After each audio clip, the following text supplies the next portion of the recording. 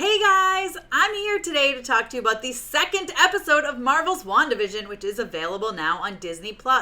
This morning they gave us not only episode 1, but episode 2. Now, full disclosure, I'm recording this a full week before it is released. They gave me the first few screeners and I have just finished episode 2. I'm excited to give you my recap and review. Full warning, this is going to be filled with spoilers, so if you have not already watched this episode, come back later.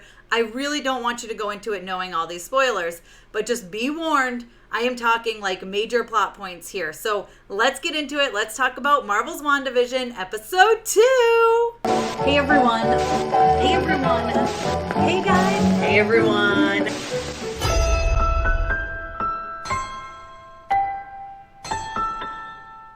All right, so episode 2 is mind-blowing. It still gives us that very sitcom-y feel. It's mostly in black and white, which I will get to more on that later. But it gives you so many more little nods at what's coming for the future as well. Now, I did really enjoy this episode. I liked it better than the first one. I'm really excited about this world that they're bringing us into. At the very beginning, just like you would see in a sitcom, we start off with Wanda and Vision in 2 separate twin beds, which we have seen in the trailers. There is some sort of noise and Wanda is scared and she wakes up Vision to make him go look. He looks and he sees nothing, but of course as he's heading back to bed he hears something and he gets all scared and runs and hides under the covers and whimpers, which is super cute. They hear the noise again and Wanda uses her magic to stick the beds close together, which was really cute and I really liked it. I thought it was adorable. They kind of quickly argue over who's gonna figure out what the noise is. You know, someone should really figure out what that noise was. Yeah, someone really should figure out what that noise was. Well, Wanda ends up using her magic to open the curtains to the window again and they see a branch scraping across the window. Problem solved. Vision makes a quick little joke about her, reorganizing the furniture, and then she snaps again and makes her, well, I don't know that she snaps. She more like waves her fingers. And the bed becomes one bed. So now they're sharing one bed. Then they disappear under the covers. So we all know what happened then. I love seeing this side of the two of them and them just enjoying each other because, like I said in my previous recap, my one for episode 1, we didn't get to see a lot of that in the movies. Their lovely life together was quickly interrupted by the Black Order. So it's nice to see them together now. Then we get the intro, which this intro, the last one was very Dick Van Dyke. This one is very Bewitched. It's cartoony, and you get the whole kind of Bewitched. I mean, they even have the moon with like the sparkles. So I was a big fan of that. I loved Bewitched, and I thought this was fun. And it made me realize that I think there's going to be a new one each episode, which I'm excited to see what other sitcoms they end up using as inspiration. So I'm really looking forward to that. Anyway, after the intro, we get Vision practicing illusions. I could say magic, but, he can do magic, and so can Wanda. So he's actually practicing illusions in the living room.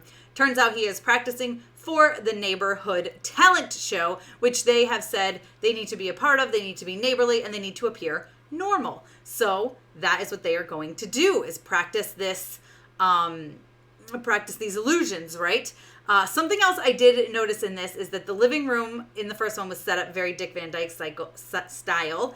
And in this one, it is set up Bewitched style. So I feel like that's going to keep changing with every episode as well, which I think is really smart and unique and kind of fun. So anyways, they decide they're practicing. Vision kind of mentions, aren't people going to realize what we're doing? And she's like, that's what real magic is. Real magic is fake. So then he goes off. He needs to go to, he wants to go to a neighborhood watch meeting just to check on, they're obviously nervous at this point now with the noises that they've been hearing, even though they're pretty sure it's the branch. But then Vision did mention that people at his work, he overheard them talking about weird people in the neighborhood. Although Wanda did hint at, maybe they mean us.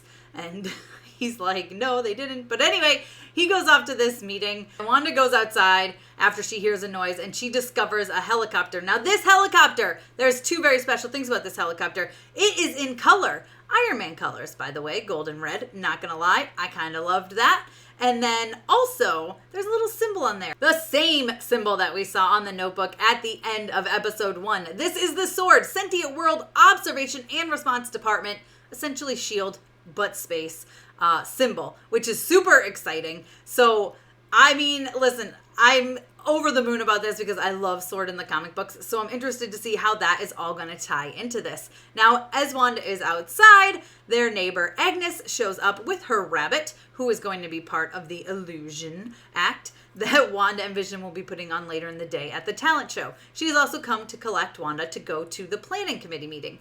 Wanda rushes the rabbit inside, hides the helicopter, and, goes along with Agnes to this meeting. Now, along the way, Agnes does say, hey, Dottie is like the head of this, and if you make a good impression, it's going to really help you out in the neighborhood, and blah, blah, blah, blah, blah. And so once they go in, Wanda ends up meeting someone who tells us her name is Gertrude.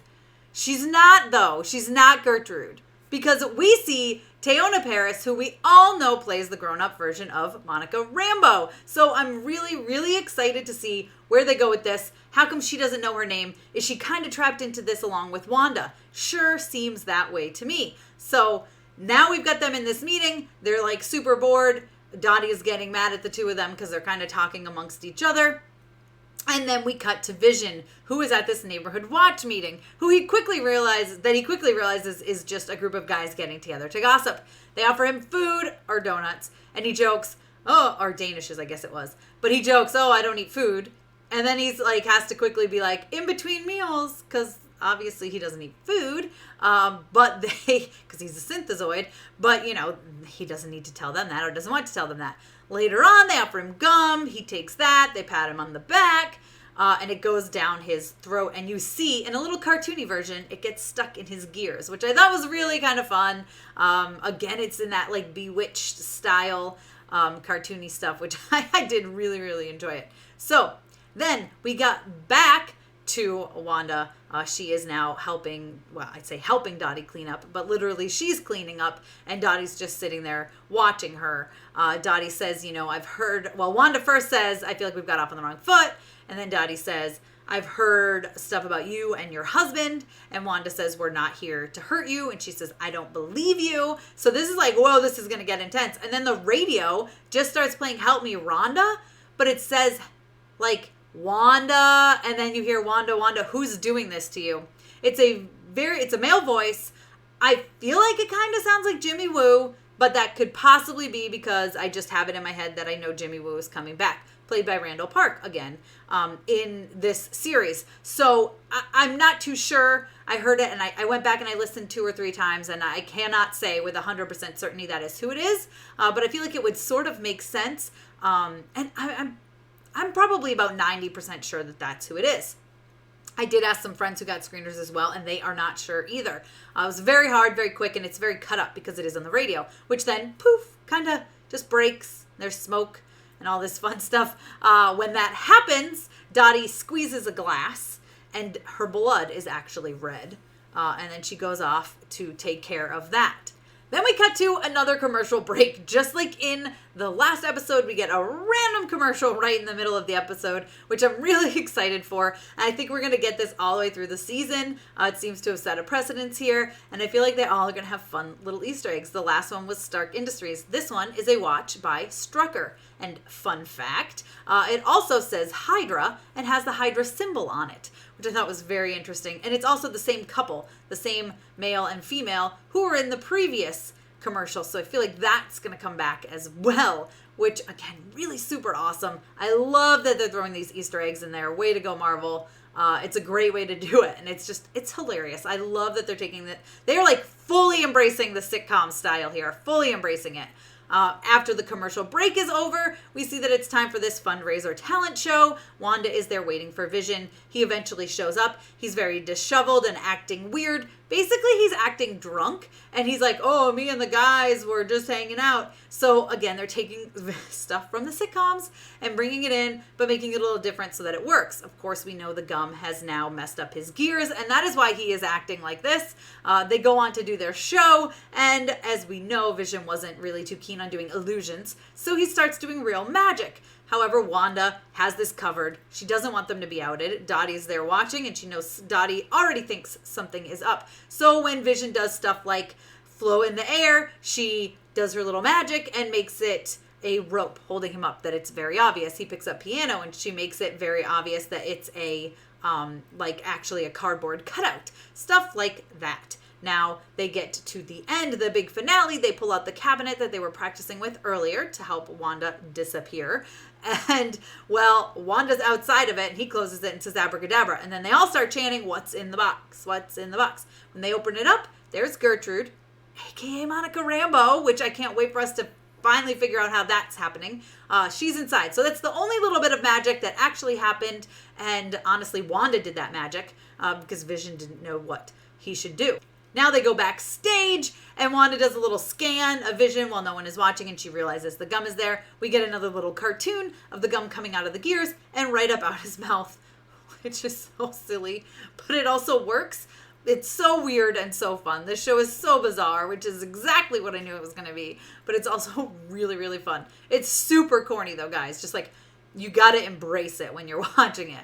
So anyway, now the gum has come out. They're trying to sneak out before they get called out for ruining the talent show. However, Dottie sees them, calls them over, and actually gives them an award for Best Comedy of the Year. They thought it was hilarious. Everyone really enjoyed it.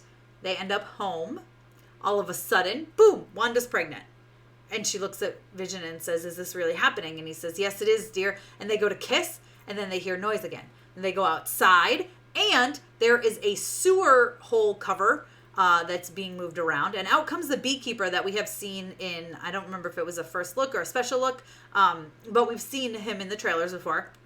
Very creepy, very ominous. He's got that sword symbol on his back. He turns and looks over at them, and Wanda showing amazingly how powerful she is, which I just absolutely love. And this gave me very much House of M comic book feels. She just says, no. Very low. No. And guess what happens? Rewinds to them back in their living room as right when they found out they were pregnant. And she again says, Vision, is this really happening? He says, yes. They kiss. His face turns color. They kind of look around the room as everything turns to color. So now I'm sure the episodes in the future are all going to be color. I liked having the first two be black and white, but I'm really looking forward to some color here. As it fades out, we hear again that Wanda, who's doing this? I tried to listen again and again, and I still can't 100% say it's Jimmy Boo, but man, I feel like it is. I don't know. I think that's just where my brain is going. That's how he would connect. But I'm really, really excited to see things in the future. We've got color. We've got all these crazy little Easter eggs. When are we going to figure out sword? When are we going to get some real action? I don't know that we really will until towards the end, because I think this is going to be very much a sitcom feel. Each episode is going to take after a sitcom from the past in a way.